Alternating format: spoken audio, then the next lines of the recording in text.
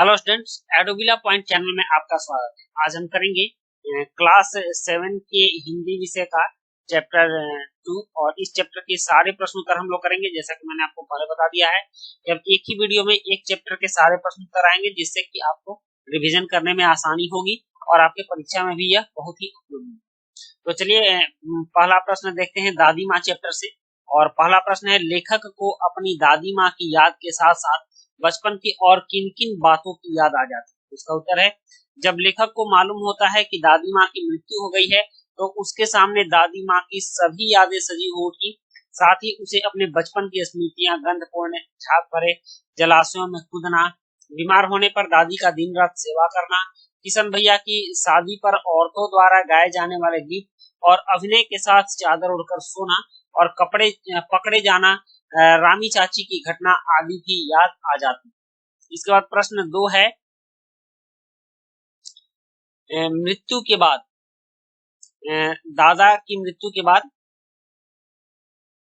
लेखक के घर की आर्थिक स्थिति खराब क्यों हो गई थी। इसका उत्तर है, दादा की मृत्यु के बाद लेखक के घर की आर्थिक स्थिति खराब हो गई क्योंकि कपटी मित्रों एवं शुभचिंतकों की बाढ़ आ गई। इन गलत मित्रों की संगति ने सारा धन नष्ट कर डाला। इसके अलावा दादा के श्राद्ध में भी दादी माँ के मना करने के बावजूद लेखक के पिताजी ने बेहिसाब दौलत व्यर्थ की। यह संपत्ति घर की नहीं थी, कर्ज में ली गई थी। दादी माँ की मना करने के बावजूद उन्होंने नहीं माना, जिससे घर की माली हालत डबाडोल हो गई। और प्रश्न 3 है, दादी माँ के स्वभाव का कौन सा पक्ष आपको सबसे अच्छा लगता है और क्यों। इसका उत्तर है, दादी माँ के स्वभाव में अनेक पक्ष थे जो हमें अच्छे लगते थे। मसलन दादी माँ का सेवा, संरक्षणी, परोपकारी व सरस स्वभाव आदि का पक्ष हमें सबसे अच्छा लगता है, क्योंकि इन्हीं के कारण ही वे दूसरों का मन जीतने में सदैव सफल रही। लेखक के बीमार होने पर दादी द्वारा उसकी सेवा करना, रामी चाची की बेटी की शादी पर उसके घर जाकर उसकी सहायता करना और पिछला बकाया ऋण माफ करना, पिताजी की आर्थिक तंगी देखकर दादी की निशानी सोने का कंगन उन्हें देना आदि दर्शाता है। ये दूसरों की मदद करना ही उनके जीवन का प्रमुख उद्देश्य था। मुझे दादी की सहृदयता और कोमलता वाला पक्ष सबसे अच्छा लगता है। उसके बाद अब है कहानी से आगे कुछ प्रश्न हैं और इस तरह के जो प्रश्न हैं उसमें प्रश्न नंबर 1 है, आपने इस कहानी में महीनों के नाम पढ़े, जैसे क्वार, आषाढ़, माघ। इन महीनों में मौसम कैसा रहता है। तो क्वार, यह ना अधिक गर्मी रहती है ना अधिक सर्दी, यह शरद ऋतु का मौसम होता है। क्वार को हम लोग शरद ऋतु भी कह सकते हैं, क्योंकि अक्टूबर का महीना जो होता है, अक्टूबर का, ये शरद ऋतु का महीना होता है। और आप अक्टूबर के महीना को शरद ऋतु मान सकते हैं, क्वार मान सकते हैं। और ये आषाढ़ है, तो आषाढ़ जो है ये भयानक गर्मी एवं कभी कभी कुछ वर्षा वाला, जैसे जुलाई वाला जो मौसम होता है, ये जुलाई के मौसम को आषाढ़ बोलते हैं, ठीक ना। और उसके बाद माघ है, माघ मतलब अत्यधिक सर्दी। तो माघ, जनवरी में माघ आता है, जनवरी वाला जो महीना होता है ये माघ का महीना होता है। तो इस तरह से आप इसके मौसम को भी पहचान सकते हैं और महीनों के नाम को भी पहचान सकते हैं। उसका प्रश्न 2 है, अपने अपने मौसम की अपनी अपनी बातें होती है। लेखक के इस कथन के अनुसार यह बताइए कि किसे मौसम में कौन कौन सी चीजें विशेष रूप से मिलती है। मतलब किसे मौसम में कौन कौन सी चीजें विशेष रूप से मिलती है। तो इसका उत्तर है, मौसम 3 होते हैं, सर्दी, गर्मी और बरसात। अब देखते हैं किस मौसम में कौन कौन सी चीजें मिलती हैं। तो सर्दी में, अगर सर्दी की बात करते हैं तो सर्दी के मौसम में अत्यधिक ठंड पड़ती है, लोग गर्म पेय पीना पसंद करते हैं। और फलों में सेव, अमरूद, केला, अंगूर और सब्जियों में पालक, बथुआ, सरसों, मटर, फूलगोभी, मूली अधिक मात्रा में मिलते हैं। उसके बाद गर्मी का मौसम आता है। तो गर्मी के मौसम में आम, लीची, खरबूजा, तरबूज, खीरा, ककड़ी, अंगूर जैसे फल पाए जाते हैं। सब्जियों में भिंडी, टिंडा, तुरई, घिया, कटहल, खीरा, ककड़ी आदि अधिक मिलते हैं। और बरसात के मौसम में अत्यधिक वर्षा होती है। फलों में कई प्रकार के आम, आलू बुखारा, खुरमानी के अलावे इस मौसम के सब्जियों में बैगन, करेले, परवल, फलियां आदि काफी मात्रा में पाए जाते हैं। उसके बाद कुछ प्रश्न अनुमान और कल्पना पर आधारित है। इस वीडियो में आपके चैप्टर में जितने भी प्रश्न हैं सारे प्रश्न आपको मिल जाएंगे, इसलिए आप ध्यान से हमारे साथ बने रहिए। और इसमें प्रश्न एक है कि इस कहानी में कई बार ऋण लेने की बात आपने, अनुमान लगाइए किन किन पारिवारिक परिस्थितियों में गांव के लोगों को ऋण लेना पड़ता होगा और यह उन्हें कहां से मिलता होगा। बड़ों से बातचीत कर इस विषय में लिखिए। इसका उत्तर है गांव के लोग प्रायः आर्थिक तंगी से परेशान रहते हैं। कई बार ऐसी परिस्थितियां आ जाती हैं जब लोग ऋण शादी विवाह के खर्च के लिए, मकान बनवाने के लिए, बच्चों की फीस जमा करने के लिए, फसलों की बुआई के लिए, बच्चों की पढ़ाई के लिए, पशु खरीदने के लिए और किसी पारिवारिक सदस्य की मृत्यु के बाद उसके अंतिम संस्कार के लिए प्रायः लोग ऋण लिया करते हैं। यह ऋण उन्हें गांव के जमींदारों और साहूकारों से मिलता है। इसके अलावा यह ऋण सहकारी बैंक, राष्ट्रीयकृत बैंक, सरकार के विभागों, डाकघर से तथा सहकारी समितियों से लोगों को विभिन्न प्रयोजनों के लिए ऋण मिलने लगा है। अब नेक्स्ट प्रश्न है, प्रश्न 2 है, घर पर होने वाले उत्सव समारोहों में बच्चे क्या क्या करते हैं अपने और अपने मित्रों के अनुभव के आधार पर। तो इसका उत्तर है घर पर होने वाले उत्सव समारोहों में बच्चे नए नए कपड़े पहनकर, नाना प्रकार के व्यंजनों का आनंद लेकर और नाच गाकर खूब मस्ती करते हैं। इसके अतिरिक्त मित्रों से भी इस विषय में बातचीत की। अब भाषा की बात, मतलब कि व्याकरण संबंधी कुछ बात आएगी तो उसको हम देख लेते हैं। तो इसमें प्रश्न 1 है, नीचे दी गई पंक्तियों पर ध्यान दीजिए। जरा सी कठिनाई पड़ते अनमना सा हो जाता, सन से सफेद। इस समानता का बोध कराने के लिए सा, सी, से का प्रयोग किया गया। सन से, अनमना सा और जरा सी, इसका प्रयोग किया जाता है। ऐसे और शब्द लिखिए और उनका वाक्य में प्रयोग कीजिए। जैसे इसका उत्तर है, तो देखिए, फूल सी कोमल बच्ची सो रही है, तो यहाँ फूल सी, फूल जैसा, समानता का बोध हो रहा है। कोयल की मिश्री सी गीत बड़ी आनंददायक होती है, तो ये मिश्री सी समानता का बोध करा रही है। यह फल शहद सा मीठा है, तो शहद सा, और वह पत्थर सा कठोर है, बच्चे का गाल सेब सा लाल है। तो ये प्रश्न 1 हुआ। और प्रश्न 2 है, कहानी में छू छू कर ज्वार का अनुमान करती, पूछ पूछ कर घर वालों को परेशान कर देती। जैसे वाक्य, किसी क्रिया को जोर देकर कहने के लिए एक से अधिक बार एक ही शब्द का प्रयोग होता है। जैसे वहां थक गया, उन्हें ढूंढ ढूंढ कर देख लिया। इस प्रकार के 5 वाक्य बनाए जिसमें बार बार एक ही शब्द का प्रयोग आता हो। तो सागर के किनारे दूर दूर तक कोई न था। माँ न जाने जोर जोर से चिल्ला रही, क्यों जोर जोर से चिल्ला रही थी। जीवन में कदम कदम पर परीक्षा देनी पड़ती, मेरे बार बार मना करने पर भी वह घर छोड़कर चला। चोरों ने घर के मालिक को मार मार कर हत्यारा कर। उसके बाद प्रश्न 3 है, बोलचाल में प्रयोग होने वाले शब्द और वाक्यांश दादी माँ कहानी में है। इन वाक्यांशों और शब्दों से पता चलता है कि यह कहानी किसी विशेष क्षेत्र से संबंधित है। ऐसे शब्दों और वाक्यांशों में क्षेत्रीय बोलचाल की खूबियां होती हैं। उदाहरण के लिए निकसार, ब्रह्मा, उरिन, चिउरा, छौंक इत्यादि शब्दों को देखा जा सकता है। इन शब्दों का उच्चारण अन्य क्षेत्रीय बोलियों में अलग ढंग से होता है। जैसे चिउरा को चिड़वा बोलते हैं, चुरत्र बोलते हैं, पोहा बोलते हैं, और इस तरह से छौंका को छौंक, तड़का भी कहा जाता है। निकसार, उरिन और ब्रह्मा शब्द क्रमशः निकास, उत्तीर्ण, उत्तीर्ण मतलब ऋण से पार पा जाना, ऋण चुका जाना, ब्रह्मा शब्द का क्षेत्रीय रूप है। इस प्रकार के 10 शब्दों को बोलचाल में उपयोग होने वाली भाषा बोलियों को एकत्र कीजिए और कक्षा में लिखकर दिखाइए। तो चलिए इसका उत्तर भी करते हैं। प्रश्न तो ये लंबा है, उत्तर इसका देखते हैं। इसका उत्तर है, बोलचाल की भाषा में प्रचलित शब्द और इनका हिंदी रूपांतर। तो मिट्टी, मिट्टी का होगा माटी और मट्टी। घासलेट का मिट्टी का तेल। खाना को अधिक बोलते हैं, बंदा को व्यक्ति बोलते हैं, चादर को चद्दर बोलते हैं, प्यार को दुलार बोलते हैं, पक्षी को पंछी बोलते हैं, नाटक को नौटंकी बोलते हैं।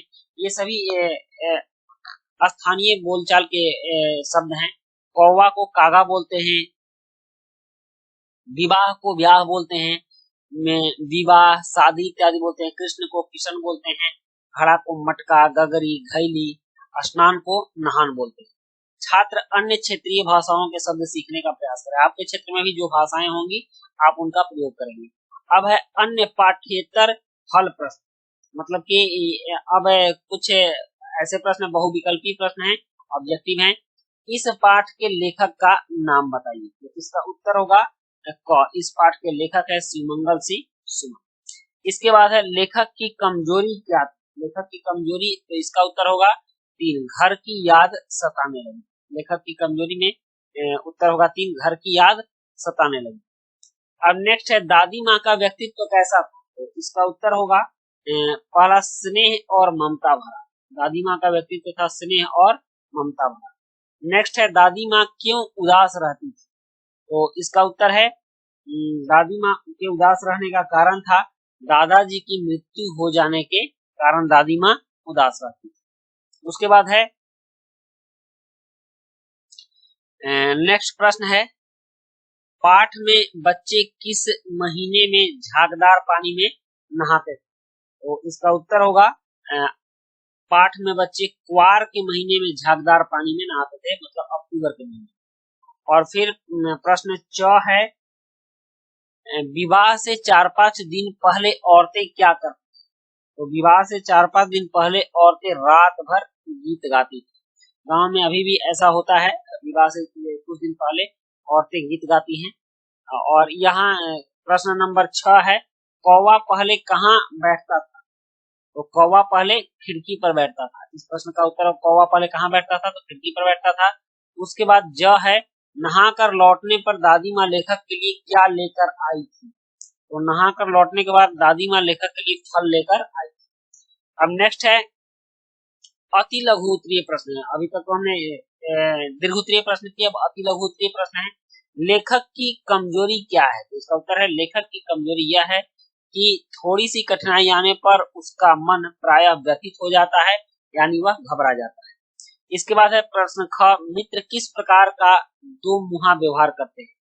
तो इसका उत्तर है लेखक के मित्र उसे खुश करने के लिए मुंह पर तो आने वाले छुट्टियों की सूचना देते हैं और पीठ पीछे उसे कमजोर और घबराने वाला कहकर उनका हंसी उड़ाते हैं। इस प्रकार उनका दो मुहा व्यवहार दिखाई देता है। उसके बाद है प्रश्न ग है क्वार के दिनों में सिवान मतलब नाले के पानी में क्या क्या बहकर आता था। तो इसका उत्तर है क्वार के दिनों में सिवान नाले में साई और मोथा की अधगली घासें, घेउर और वन प्याज की जड़ें व नाना प्रकार की घासों के बीज बहकर आते थे। प्रश्न घ है लेखक के बीमार होने पर उसकी सबसे अधिक देखभाल कौन करता था। तो इसका उत्तर है लेखक के बीमार होने पर उसकी सबसे अधिक देखभाल उसकी दादी माँ करती। अंगा है दादी ने कंगन सदा सहेज कर क्यों रखा। तो इसका उत्तर है दादी ने कंगन इसलिए संभाल कर रखा क्योंकि यह उनके वंश की निशानी थी। नेक्स्ट है च दादी माँ ने यह क्यों कहा कि लड़के और ब्रह्मा को मन एक सा होता है, मतलब लड़के और ब्रह्मा का मन एक सा होता है। तो इसका उत्तर है बालक भगवान का रूप होते हैं, उनका मन निश्चल तथा निर्दोष होता है, इसलिए दादी माँ ने कहा कि लड़के और ब्रह्मा का मन एक सा होता है। फिर अब लघु उत्तरीय प्रश्न आता है। लघु उत्तरीय प्रश्न में पहला प्रश्न है लेखक के मित्र उनका मजाक क्यों उड़ाते थे। तो इसका उत्तर है लेखक को थोड़ी सी बात पर गांव घर तथा परिवार की चिंता होने लगती थी, वह अपने घर जाने के लिए लालायित होने लगते थे। एक ज्ञानी एवं संतुलित व्यक्ति से ऐसी अपेक्षा किसी को नहीं होती है। ऐसी कमजोरी विकास में बाधक होती है तथा बाल मनोवृत्ति के लक्षण है, इसलिए लेखक के मित्र सदैव उनका मजाक उड़ाते थे। नेक्स्ट है प्रश्न ख है दादी माँ को बीमारियों का ज्ञान कैसा था। तो इस विषय में विस्तार से लिखिए। तो इसका उत्तर है दादी माँ को गाँव में प्रयोग की जाने वाली दवाओं के कई नुस्खे याद थे। वह हाथ माथा पेट छूकर भूत मलेरिया सरसान निमोनिया तक का अनुमान लगा लेती थी। वे लोग गुड़ मिश्रित जलधार गुग्गल और धूप से इलाज करती थी। महामारी तथा विसूचिका फैलने पर वह सफाई का ध्यान रखती थी। इसके बाद है ग, ये लघु उत्तरीय प्रश्न का ग प्रश्न है पिताजी और लेखक के बड़े भाई किशन मन मारे क्यों बैठे थे। तो इसका उत्तर है पिताजी और किशन भैया मन मारे इसलिए बैठे थे कि घर में आर्थिक तंगी थी, कोई काम पूरा नहीं हो पा रहा था जिन पर रुपए थे, वे वापस नहीं कर रहे थे। लोगों का उधार दिया हुआ काफी राशि वापस करना था। उन्हें कुछ समझ नहीं आ रहा था, अतः वे मन मार कर बैठे थे। अब दीर्घोत्तरीय प्रश्न है यहाँ पर कि दादी माँ ने अपने वंश की अंतिम निशानी सोने का कंगन अपने बेटे को क्यों दिया। चलिए इसका उत्तर करते हैं। अंतिम निशानी सोने का कंगन क्यों दिया, तो घर की आर्थिक स्थिति खराब थी, उनकी परेशानी दादी माँ से देखी नहीं गई, तो उन्होंने सोचा कि यह कंगन ही इस समय उन्हें दुखों से छुटकारा दिला सकता है। वे कंगन को बेचकर कर्ज से मुक्ति पा सकते हैं, इसलिए दादी माँ ने अपने कंगन अपने बेटे को दिया। ख है, लेखक द्वारा दादी माँ पाठ लिखने का क्या उद्देश्य है। इसका उत्तर है, लेखक द्वारा दादी माँ कहानी लिखने का उद्देश्य है कि जीवन की ऐसी मधुर यादें होती हैं जो कभी भी नहीं भूलती और कई यादें हमें प्रेरणा देती हैं। इस पाठ से भी यही सीख मिलती है कि जब लेखक को अपनी दादी माँ की मृत्यु का संदेश मिलता है तो वह अपने बचपन की यादों में खो जाता है। वह दादी के साथ जुड़ी थी, इसलिए उन यादों को में खोकर लेखक को यह विश्वास ही नहीं होता था कि दादी की मृत्यु हो गई। अतः इस संस्मरण को जीवित रखने के लिए लेखक ने इस कहानी को लिखा। नेक्स्ट है, रामी की चाची दादी माँ को क्या आशीर्वाद दे रही थी। तो इसका उत्तर है, रामी की चाची दादी माँ को तो फलो दूधो नहाओ का आशीर्वाद दे रही थी, क्योंकि उन्होंने उनका सारा ऋण माफ कर दिया था, ब्याज के रुपए भी उसे छोड़ दिए। इसके अलावा उन्होंने उसकी बेटी की शादी के लिए 10 रुपए की सहायता भी दी और कहा भी कि वह उनकी बेटी जैसी है, इसलिए उसके शादी में 10-5 रुपए की कमी नहीं रहनी चाहिए। अब मूल्य परक प्रश्न है और अंतिम प्रश्न है इस चैप्टर का कि दादी माँ कहानी से आपको क्या प्रेरणा मिलती है। इसका उत्तर है, पाठ दादी माँ हमें यह प्रेरणा देता है कि बड़ों की सीख सदैव महत्वपूर्ण होती है। हमें अपने बुजुर्गों की भावनाओं को समझकर उनका सम्मान करना चाहिए। हमें सदैव उनका पूरा ख्याल रखना चाहिए। जिस प्रकार उन्होंने हमारी चिंता व परवाह की, वैसे ही हमें उनकी बुढ़ापे में करनी चाहिए। बुजुर्ग मान सम्मान के भूखे होते हैं, हमें उन्हें सदैव सम्मान देना चाहिए तथा मुश्किल समय में उनको सहारा देना चाहिए। तो बच्चों, ये थी आपकी सेकंड चैप्टर और सेकंड चैप्टर के सारे प्रश्न हमने किए।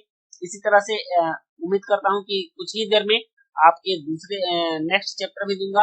आपके हिंदी विषय के सारे चैप्टर एक साथ हो जाएंगे और बाकी विषय के भी सारे चैप्टर उत्तर के साथ एक जगह आपको मिलेंगे हमारे चैनल पर पैडोविला पॉइंट पर। इसलिए आप हमारे चैनल बने रहिए। वीडियो अच्छी लगे तो लाइक, सब्सक्राइब, कमेंट और दोस्तों के लिए शेयर जरूर कीजिएगा। मिलते हैं नेक्स्ट वीडियो में।